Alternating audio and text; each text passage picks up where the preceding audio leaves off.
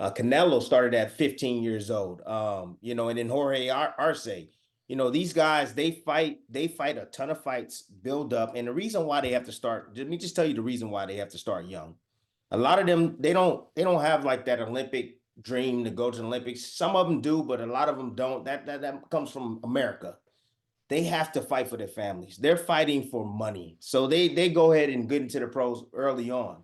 And you got to understand that you have a guy like Munguia, who is a literally a veteran, a young veteran at 27 years old, a young veteran in the sport. Now, I think Golden Boy is doing a good job in building them and getting them the right fights to be able to get to that star level. You know, again, exciting fighter. Been notched up the right way, I believe. I know he fought his first professional fight at 28 fights, but you got to look. He started pro young. You got to take your time and build. He's been fighting grown men since he was 16 years old. It's the perfect time, I think, right now, the perfect time for him to make that move to try to be one of the top guys in the sport. Hello, everyone. Welcome to Big Fight Preview. I'm Chris Algieri, joined here in studio by Paulie Malignaggi. And then joining in remotely, we've got ESPN analyst Timothy Bradley and two-time Emmy Award winner George Jakovic. Today, we are talking Big Fight Preview, Jaime Munguia versus John Ryder. All right, George, take us away. Boy, I like your intros, Chris, man. Very polished. The only thing I would complain about, me and Tim aren't in studio. There's a little favoritism going on here. We're remote. You guys are in studio, but, listen, that's besides the point. I want to bring up one more thing before we start. Tim Bradley was voted by the boxing writers. He got the Sam Taub, I hope I'm saying that right, award for excellence in broadcast journalism. It's well-deserved, Tim. Just wanted to say that. Appreciate it. Congrats, Tim. You're the man, Tim. Thank you. Like Chris said, we're talking Big Fight Preview. So let's get right into this. Tim, you got two guys that can bring it, Munguia and Ryder. Ryder, his last fight, he lost to Canelo. Munguia just barely escaped his fight with Sergey Deverenchenko. What do you see in this fight? What about this fight excites you on January 27th? Well, the one thing is that the young phenom or the wonder kinds, man, just put it that way. In German, that's what they call the young phenom or the young tennis players that are, 16, 15, and they become pros. That's what they call them. Anyhow, he's never in a dog fight. I mean, he got fighter of the year last year, 2023 fighter of the year. I see somewhat of a similar fight, as far as the style matchup goes. Orthodox versus Southpaw, of course, is an open stance battle. He's going to be looking for the right hand and left hook, which he does possess. And he's going to be able to land those shots. And I'm sure the uppercut's going to be available for him as well, because Ryder is a shorter fighter that likes to get in the inside, likes to fight at mid-range, and from that middle to inside range. But I think it's going to heat up a little bit later. I think in the beginning it's going to be, kind of like a chess match going back and forth, because, Ryder's a thinking fighter. He's just not a guy that just rush in there and throw caution to the wind. He likes to set up his attacks. He likes to sneak fighters when they're not set. And he tends to fight like Paulie, how Paulie describes it as you go, I go, you go, I go. He waits for you to stop fighting before he actually, initiates and goes forward and try to attack you. So it'll be interesting in the beginning, and it'll start heating up later in the fight. If Ryder has a great game plan, if he has a good game plan, he can win this dang fight. I see a lot of holes in the defense of Munguia. I know Munguia has a new trainer now, and that's Freddy Roach. But Freddy Roach is not more I wouldn't say he's a defensive coach. He's more of offensive-minded coach. He's going to tighten them up I think in those areas, as far as when to punch, when not to punch, how to get in position to punch. But as far as the defense goes, I don't think Freddy's that guy. He's not going to help Munguia in that area. So interesting fight, exciting fight. I think the fans should tune in and watch this matchup for sure. Hey, Paulie, what's your take on this fight? And also, do you take anything away from Munguia's last fight with Derevianchenko, which he really struggled with a guy who's past his prime? I mean, Derevianchenko is one of those guys who's very tough to handle convincingly. I mean, he's one of those, being from the New York area myself, I hear the stories of Derevianchenko in the gym. I've been hearing about Derevianchenko since that World Boxing Series in the amateurs, where he was fighting for the Milano Thunder, and he was a terror even in that series. I remember the Italian boxing world and back in Italy, talking about this guy Derevianchenko even back then, even before he came to the U.S. Obviously an Olympic background in the amateurs, Ukrainian, and he's probably one of the better fighters that has never won a world championship.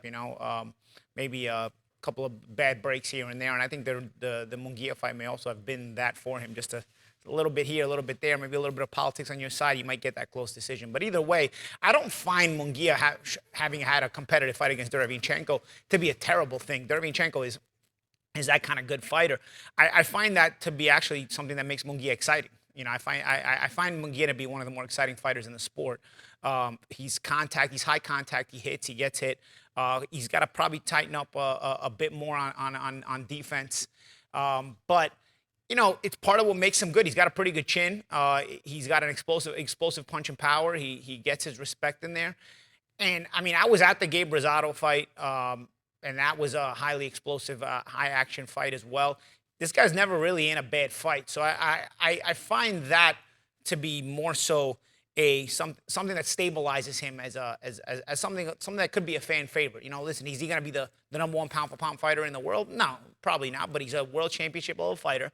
He's a high level fighter, and he's a guy who is capable. And I think he's in a fight like this against a thinking fighter like Ryder. Yeah, I think there's going to be contact and back and forth. But I think the key here is Munguia is probably more active, especially at that middle range where Ryder needs to get just a little bit closer. And Ryder, for me, doesn't always do enough to close that gap the way he needs to. And I think that could be a little bit of the difference. It could find Ryder maybe being outworked. Not so much that Munguia is better than Ryder. They're both good in their own ways, and they're both even tactically good in their own ways. But I think I find that Munguia is an active fighter, and that makes him active inside the ring, and that makes him both exciting and effective in his own way. As far as Champ Tim mentioning Ryder being a your turn, my turn kind of guy, he does do that at times. But he does counterpunch. If he gets in range, there is counterpunching coming from Ryder. It's just he doesn't really build on that all the time. He kind of just ends up trying to be physical with you on the inside. He has that nickname, the gorilla, right? So he tries to get in there and kind of gorilla you a little bit and muscle you around a little bit.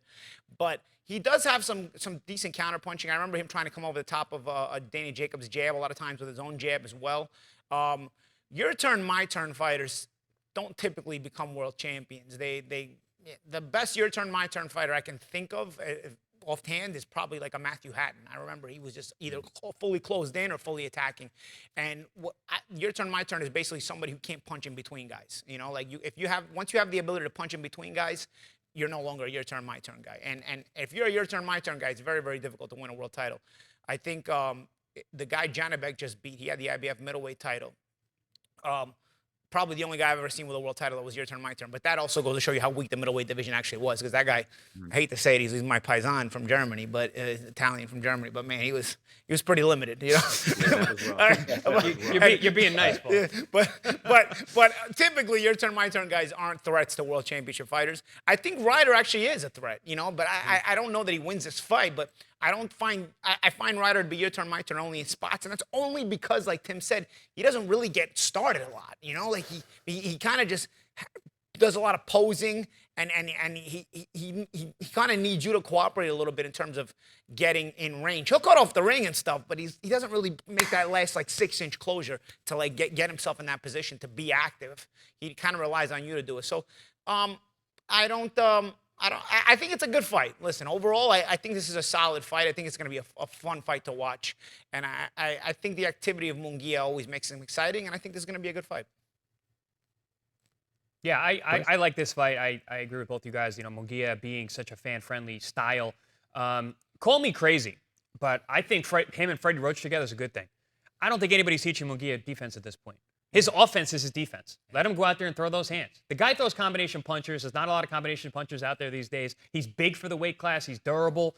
And talking about John Ryder in terms of his your turn, my turn, I wouldn't say he's specifically a your turn, my turn guy because he is pretty savvy and tricky in there. But I think he thinks a little too much. And I think that's where he gets caught covering up. Yeah. He gets caught in those positions where he gets outworked a little bit, especially early on. In the Canelo fight, he was getting completely outclassed early on and then came on later because he stopped thinking as much and just made the fight happen. It was kind of similar to what he did with Daniel Jacobs. And Tim, I like the point that you made about the uppercut. I think that's going to be a weapon for both guys.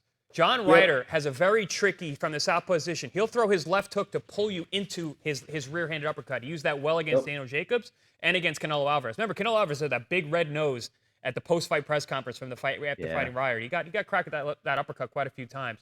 And Chris. And hold on, and Ryder being that guy who's right in front of you a lot of times, the uppercut's there for him as well. He got his nose broken in the Canelo fight. And Munguia is one of those guys. Listen, he's a Mexican fighter. Always have good uppercuts. The nose, Chris. And the nose. Chris, I wanted to ask you, you brought up Freddy Roach, and you did too, Tim, but Munguia is not the kind of fighter that looks like he needs a lot of help with his offense. If anything, he might need help with his defense. So Freddy Roach, of course, like Tim said, he's an offensive-minded coach. How exactly is it a good fit for a guy whose offense isn't his problem?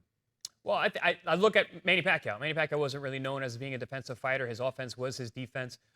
He was definitely got better as he went on. You know, got higher in the weight classes for sure. But I think with Munguia, you know, at this weight class, his size and his activity, especially against a guy like John Ryder, who can get shelled up at times and does fall into that your turn, my turn. And that was the difference with Derevyanchenko. One of the reasons he has so much trouble with him. Derevyanchenko punches with you. Sergey's not one of those guys who's going to sit there and let you work and then try and come on. He's going to punch in the middle. He's going to find his own spots. He's going to let his hands go. And Tim, would you believe it? I used to spar with Derevyanchenko. There's a shocker. You fought everybody. Shock, yeah. There's a shocker. I'll tell you this: he is one of the most difficult guys I've ever spent any time in a ring with, sparring or fighting. And you know, I don't really take that being a tough fight as a knock against him. Just like you said, Paulie, Derevyanchenko, as we know from being a New York guys, is hell for everyone.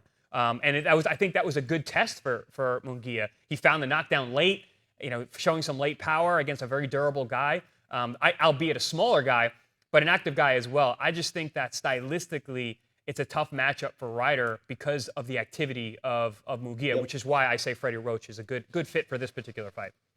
Yep, you're absolutely right. To see that activity, like you guys were saying, it puts Ryder in the defensive mode. When you let your combinations go at him, you know, he's more defensive minded and he doesn't punch in between. He'll wait, and once you finish, then he'll come and he'll try to attack you. But you know, this is a great step up for Munguia. I mean, you go and you look at his track record: Saddam Ali, Liam Smith. Then he fought Rosado, Derevyanchenko, and now he's moving up and he's facing John Ryder, who's I think is a notch above Derevyanchenko. This is a good push. I think this is a good move by Golden Boy. Remember, this young man started at 16 years old. He's like one of those, you know, like the legend, like Chavez. I believe he started at 15 or something like that. You had a guy like Pepino Cuevas that started at 14. You got Ruben Oliveira started at 17.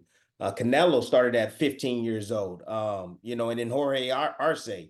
You know, these guys, they fight a ton of fights, build up. And the reason why they have to start, let me just tell you the reason why they have to start young.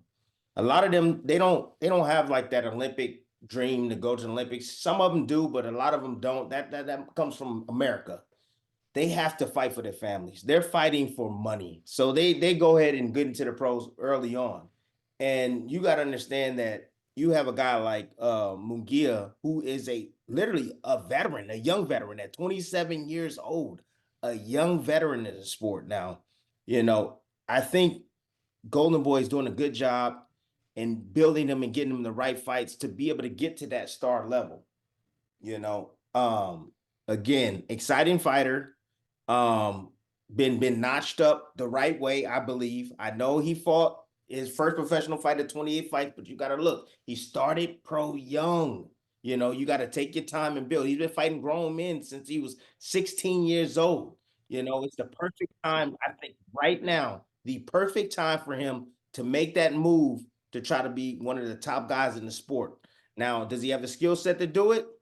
He all right. He's pretty skillful. But what he does have, he has guts, he has combinations, he has punching power, and he got a beard. And if you don't knock him out, you're not gonna win the fight. Well, you know what? We got Chris and Paulie in the studio for a reason, and I should have said this. These guys are going to give us the keys to victory. They're going to do a quick change, get in the ring. They're going to show us how each guy is going to win this fight. So, Chris, Paulie, get your trunks on, get your gloves on, and show us keys to victory coming up next. What's up, guys? I am Chris Algieri here. I got the champ Paulie Malignaggi with me next to me here. We are talking about Jaime Munguia versus John Ryder, super middleweight clash, January 27th, live on DAZN in Phoenix, Arizona. We're going over the keys to victory. I will be Jaime Munguia, Paulie will be John Ryder, and this is what each man needs to do in order to be victorious. Now, for Jaime Munguia, there's really no secret. He likes to put pressure, he likes to hit the body, and he's got a big left hand. His left hand is his favorite punch, whether it's left hook high, whether it's left hook low. He throws his hands in combinations, especially when he has his guys hurt.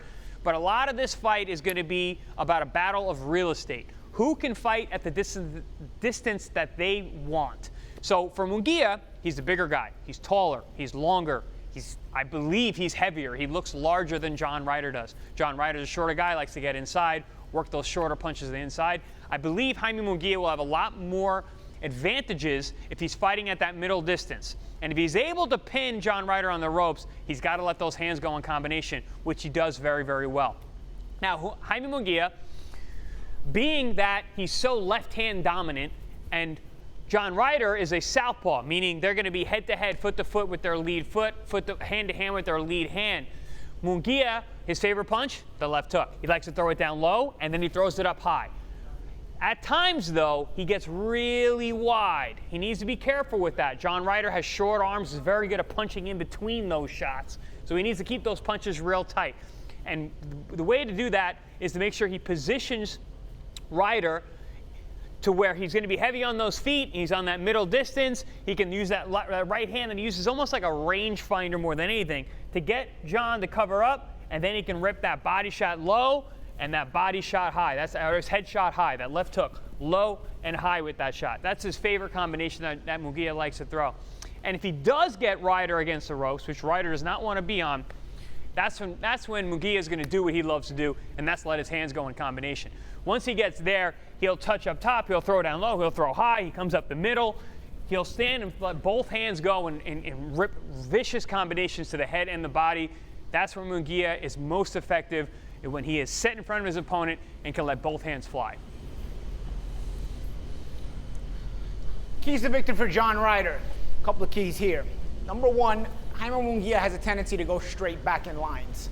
And that is something that Ryder can take advantage of, especially that Munguia, when he's going straight back like that, winds up on the ropes. And typically when he's backing up, he's not able to fight as offensively as he is when he's more stationary or when he's at center ring. Also, the exchanges. Munguia loves to exchange, but at times, if the exchange is at close range, this can favor John Ryder. John Ryder is also in tight, and he likes those exchanges on the inside, likes to go to the body, likes to throw some shots on the inside, and can get a little bit rough and dirty on the inside as well, sometimes using the head. He's got to make sure those exchanges are happening at close range and at a range that is uncomfortable for Munguia. So let's take a look. A lot of times Munguia will actually give you this hop back and forth. You know, he'll kind of hop back and forth. And you can take advantage here of it by giving a feint and then off attack. So if you give a feint and kind of freeze Munguia and then start punching, he'll start going straight back. You can take advantage here to send them keep going straight back, and then from here you can kind of keep that attack going. As Munguia runs out of room, like I said, he goes straight back. He doesn't really turn. So when he's going to run out of room, he's going to give you an opportunity to start throwing.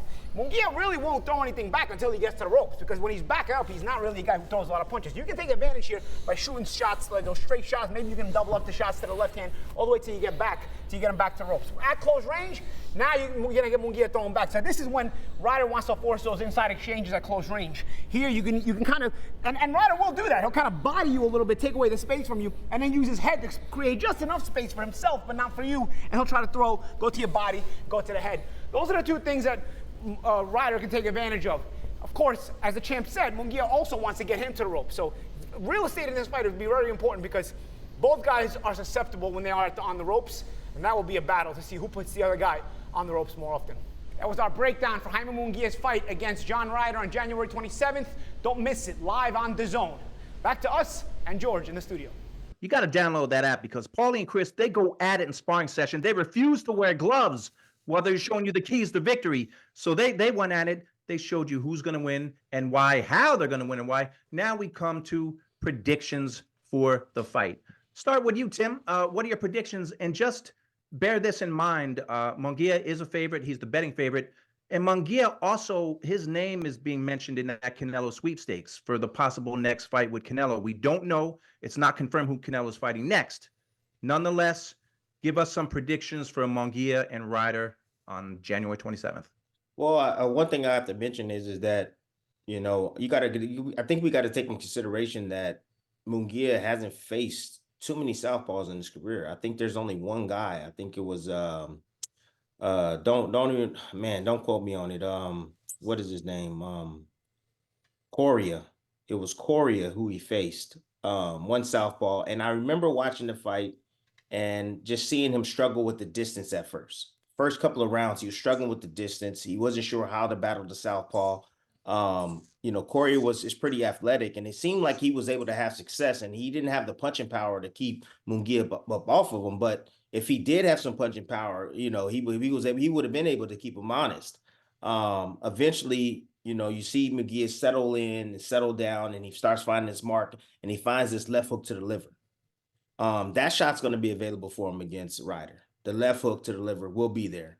Because Ryder, if you look at his stance, he's kind of bladed, and his front foot is straight instead of at like a 45-degree angle. It's straight forward, and he kind of gives you that shot to the outside, and he gives you that right hand, a looping right hand, which Canelo was able to land viciously on him.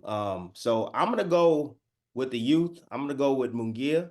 I don't think he stops Ryder. If he does, that's going to be a statement right there. And you know, he's probably after that, he's going to call out Canelo Alvarez because he did something that Canelo couldn't do.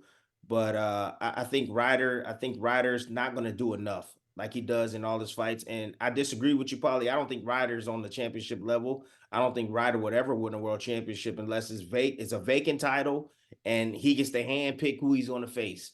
Because think at this level, I don't think he has the goods. I think he suffered too many losses. I see a pattern with him. If you got a little bit of power, if you throw punches and bunches at him, if you press forward at him, you can beat him. I think Rocky Fielding was able to do it. Canelo Alvarez was able to do it. I mean, all the guys that he's lost to were able to do that. That's what they possessed. So Munguia, I'm going Munguia 12-round decision. I would say unanimously decision. All right, Paulie, what about you? Yeah, I edge towards Munguia as well. The fight is also on the West Coast, where, you know, anything close goes to Munguia regardless. But I think Munguia's activity is the difference in this fight. I don't think it's a stoppage. Ryder's a durable guy. He's in there. He's got a good chin, and he also has mental toughness.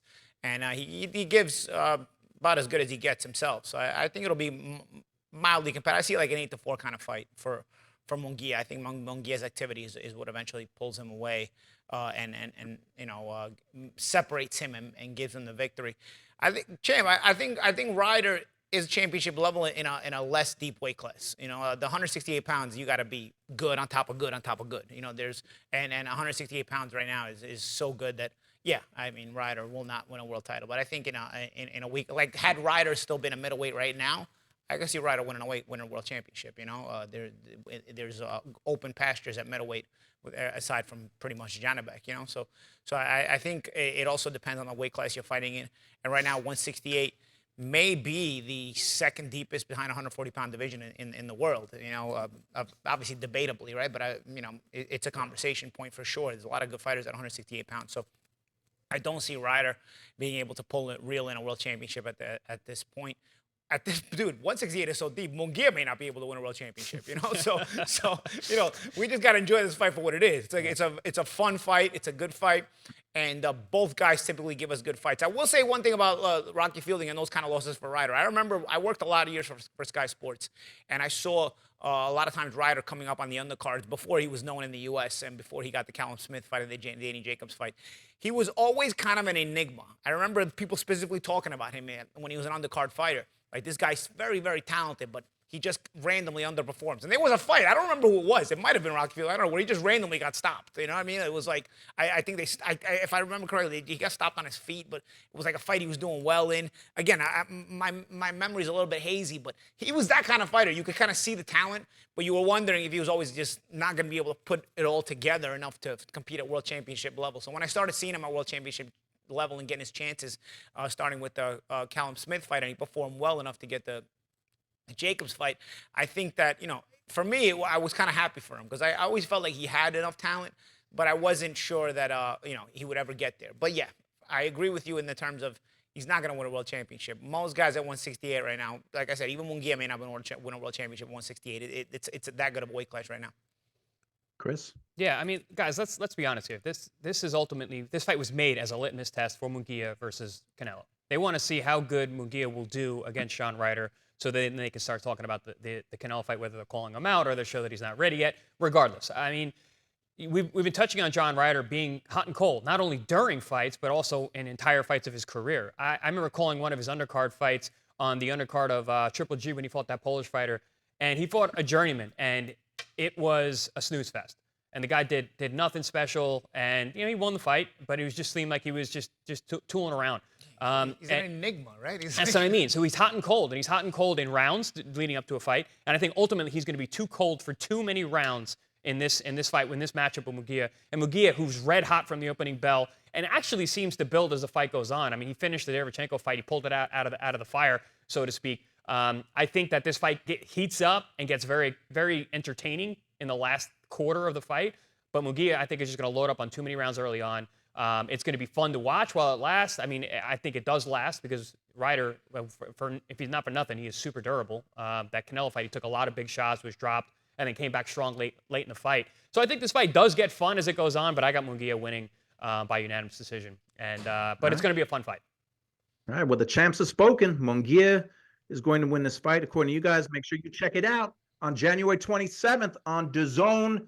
Make sure you download that app because I'm seeing champions and Hall of Famers right in front of me giving unfiltered opinions every single day on the Spanish side too. Great ones over there. Make sure you download the app. All right, guys, it's going to be a good one on the 27th. And again, remember, ProBox TV is your boxing channel.